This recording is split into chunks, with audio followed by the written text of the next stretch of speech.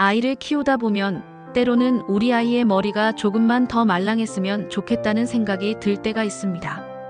특히 자폐 스펙트럼을 가진 아이를 키우는 부모님들이라면 감정 조절, 반복 행동, 사회성 부족 같은 부분에서 더욱 속상한 마음이 들 수밖에 없죠. 그런데 최근 몇 년 사이 아이의 뇌를 다시 깨우는 하나의 방법이 조용히 주목받고 있습니다. 바로 TMS 경두계 자기 자극 치료입니다. TMS 치료는 무엇인가요? TMS는 머리에 기기를 대고 자기장을 이용해 뇌의 특정 부위에 전기, 자극을 주는 비침습적 뇌 자극 치료입니다. 쉽게 말해 두피에 전극을 붙이거나 바늘을 찌르지 않고도 뇌 깊숙이 자극을 줄 수 있는 기술이에요. 미국에서는 이미 우울증, 강박증 치료용으로 FDA 승인을 받은 기술이고, 최근에는 자폐 스펙트럼 아동에게도 긍정적인 효과를 보인다는 연구들이 늘고 있습니다. 그렇다면 TMS 치료는 아이들의 뇌에 어떤 변화를 줄 수 있을까요? 자폐 스펙트럼 아동의 뇌는 일반적으로 과도하게 흥분되거나 반대로 억제되지 못하는 회로가 많다고 알려져 있습니다. 특히 전두엽, 편도체, 그리고 사회성과 관련된 뇌 영역 간의 연결이 약하거나 비효율적일 수 있습니다. TMS는 이러한 불균형을 조절해주는 역할을 합니다. 예를 들어 좌측 전전두엽에 자극을 주면 집행 기능과 주의력, 사회적 상호작용 능력이 조금씩 좋아질 수 있다고 해요.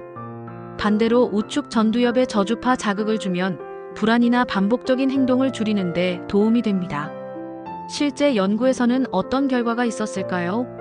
몇 가지 연구를 소개해 드릴게요.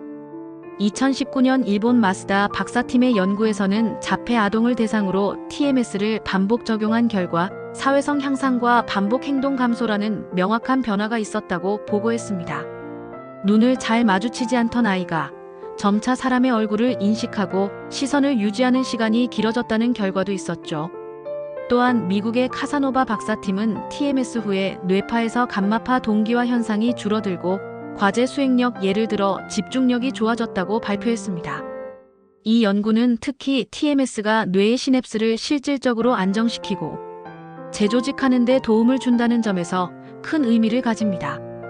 게다가 단기적인 효과에 그치지 않고 18회 이상의 치료를 받은 아이들에서는 몇 달이 지난 후에도 인지기능과 사회성 유지력이 계속 향상되었다고 해요. 물론 이는 아이마다 다르기 때문에 반드시 전문가와의 상담이 필요하겠지만 희망을 가질 만한 근거는 분명히 쌓이고 있는 셈입니다.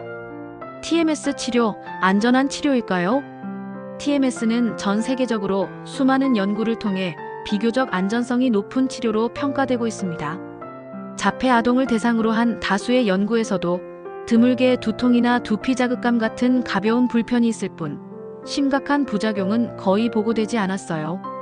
그래서 최근에는 마취나 약물 없이 비교적 짧은 시간 내에 시술이 가능하고 바로 일상생활로 돌아갈 수 있다는 점에서 많은 부모님들이 관심을 보이고 있습니다. 그렇다면 어떤 아이에게 효과가 좋을까요? 모든 아이가 똑같은 결과를 얻는 건 아니에요.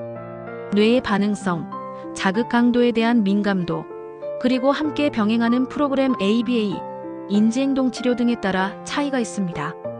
하지만 지금까지의 연구들을 종합하면 다음과 같은 방향이 가장 효과적인 것으로 보입니다. 좌측 전전두엽의 고주파 자극 또는 ITBS는 사회성, 주의력, 표현력이 향상되고, 우측 전두엽의 저주파 자극은 반복 행동, 강박 경향, 불안이 완화되며 총 10회 이상, 가능하면 18회 이상 반복 자극이 효과를 높입니다. 그리고 ABA나 감각 통합, 언어 치료와 병행하면 상승 효과를 기대할 수 있습니다. 비바브레인에서는 TMS 치료를 어떻게 적용하나요?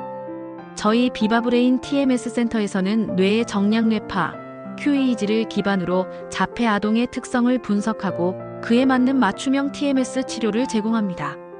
단순히 자극을 주는데 그치지 않고 자극의 위치, 주파수, 회기수, 그리고 치료 전후의 뇌파 변화까지 꼼꼼히 모니터링하며 부모님들과 함께 치료 방향을 조율해가고 있습니다.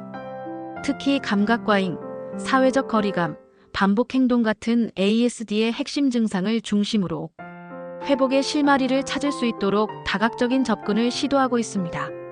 마지막으로 드리고 싶은 말씀은 자폐 아이를 키우는 길은 결코 쉽지 않다는 것입니다.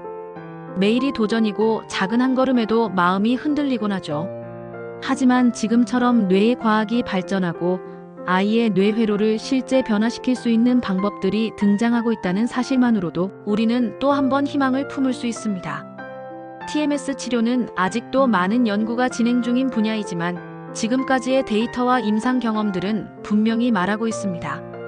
자폐 아동의 뇌도 변화할 수 있다는 것을요. 그 여정에 비바브레인이 함께하겠습니다.